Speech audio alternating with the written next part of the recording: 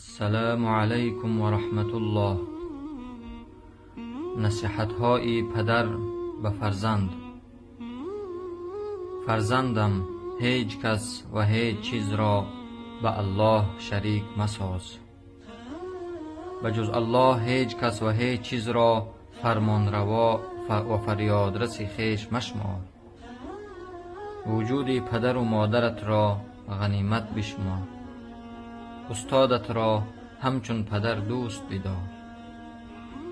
سرچشمه زشتی ها را دنیا پرستی و مستی و نادانی بدان. اگر بهشت را می طلبی از فساد و ستم و گردنکشی پرهیز کن.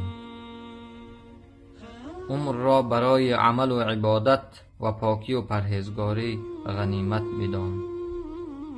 در مال و مقام دیگران طمع مکن. با الله صادق و با مردم با انصاف باش. در حضور مهمان به کسی خشم مگیر. مهمان را بر هیچ کار دستور مده. از پیش دیگران غذا و میوه بر ندار. در راه رفتن از بزرگان پیشی مگیر. از مردگان به نیکی یاد کن. از جنگ اندازی و خصومت پرهیز کن. از خواسته های نابجای زن و فرزندان پیروی مکن. حرمت هر کس را در حد خود نگه دار. هیچ کس را پیش دیگران خجل و رسوا مکن. با چشم و ابرو با دیگران سخن مگو. هیچگاه پاکان و پرهیزگاران را غیبت مکن. خودخواه و متکبر مباش. کار خوب دیگران را کار خود نشان مده. با پدر و مادرت بهترین رفتار را اختیار کن. بدان که هیچ چیز از الله پنهان نمیماند. با مردم آرام سخن بگو و فریاد مزن. اندرز را که به دیگران میدهی خودت بیشتر عمل کن.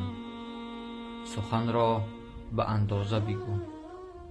حق مردم را به خوبی ادا کن. روزهای جوانی را غنیمت بشمار. در مجالس چشم و زبان را از گناه باز دار. مرد دنیا و هم مرد آخرت باش. نظافت و پاکی را هیچگاه فراموش مکن. دوستان و همکیشانت را هیچگاه ترک مکن. فرزندت را دانش و دینداری بیاموز. هیچ کاری را پیش از اندیشه و تدبیر انجام مده. کار ناکرده را کرده خود مدان.